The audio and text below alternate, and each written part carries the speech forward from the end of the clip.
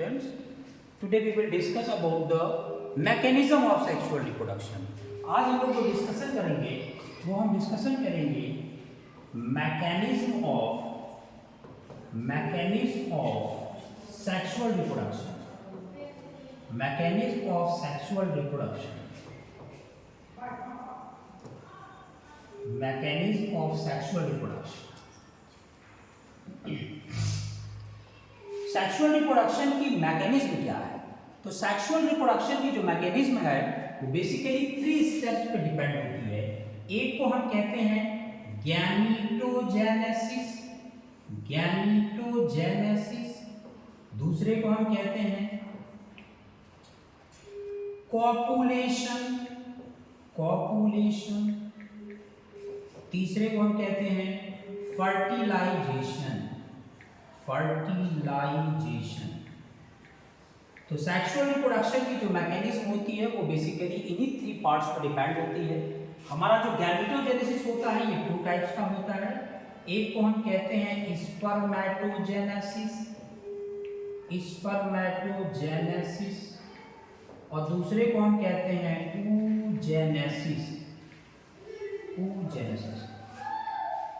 तो ये sexual reproduction की मैकेनिज्म इन्हीं स्टेप्स पे डिपेंड होती है. गैमेटोजेनेसिस, गैमीटो मतलब गैमीट, जेनेसिस का मतलब फॉर्मेशन. तो formation of gamete is called gametogenesis. ये 2 टाइप्स का होता है. स्पर्मेटोजेनेसिस इसका मतलब होता है formation of sperms. oogenesis formation of ओवा. जब हमारा गैमेटोजेनेसिस प्रोसेस कंप्लीट हो जाता है ह्यूमन बॉडी में तो उसके बाद हमारा कॉपुलेशन प्रोसेस चलता है. कॉपुलेशन प्रोसेस का मतलब ये होता है कि स्पर्म को फीमेल की बॉडी में ट्रांसफर करना. Transfer of sperm to the female body is called copulation. जब ये कॉपुलेशन कंप्लीट हो जाता है तो फर्टिलाइजेशन स्टार्ट हो जाता है. जब स्पर्म और ओवम फैलोपियन ट्यूब में फ्यूज होते हैं और फ्यूज होकर डिप्लॉयड जाइगोट का फॉर्मेशन करते हैं तो इसे हम कहते हैं फर्टिलाइजेशन. लेकिन यहाँ पे अब हम स्पर्मेटोजेनेसिस और oogenesis पे डिस्कशन करेंगे कि हमारी बॉडी में जब तक स्पर्म और ओवा का फॉर्मेशन नहीं होगा, फर्टिलाइजेशन नहीं होगा, कॉपुलेशन नहीं होगा. तो ये स्टेप्स हैं. सबसे पहले गैमेटोजेनेसिस होगा, मीन्स हमारी बॉडी में स्पर्म और ओवा का फॉर्मेशन होगा. उसके बाद कॉपुलेशन होगा, उसके बाद फर्टिलाइजेशन होगा.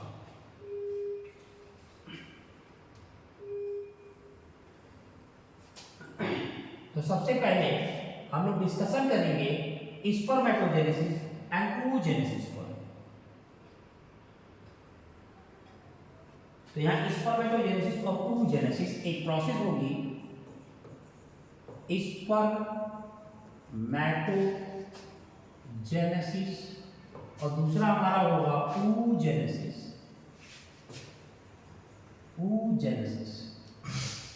ये दोनों प्रोसेस साथ साथ चलते हैं क्योंकि स्पर्मेटोजेनेसिस मेल में होगा और oogenesis फीमेल में होगा. फर्स्टली क्या होता है, जब ये दोनों प्रोसेस चलते हैं तो इन दोनों प्रोसेस में भी 3 फेजेस आते हैं. अभी हम उस फेजेस के बारे में डिस्कस करेंगे. सपोज यहाँ पे एक जनरेटिव सेल्स है और यहाँ भी एक जनरेटिव सेल्स है. इन दोनों सेल्स को हम कहते हैं जनरेटिव सेल्स. ये हमारी है जनरेटिव सेल. सबसे पहली जो स्टेज आती है उसको हम कहते हैं ग्रोथ फेज. जब इस जनरेटिव सेल्स में ग्रोथ स्टार्ट हो जाता है तो उसे हम कहते हैं ग्रोथ फेज. तो जब ग्रोथ फेज आएगी तो ये जनरेटिव सेल्स हमारी जो होगी वो ग्रोथ करने लगेगी. ऐसे यहाँ वाली जनरेटिव सेल्स ये भी ग्रोथ करने लगेगी. और जब ग्रोथ करेगी तो ये जनरेटिव सेल्स में कुछ सेल के पार्ट्स अपीयर होने लगेंगे, जैसे क्रोमोसोम्स अपीयर होने लगेगा. जब ग्रोथ फेज कंप्लीट हो जाती है तो उसके बाद हमारा आता है मल्टीप्लिकेशन फेज. मल्टीप्लिकेशन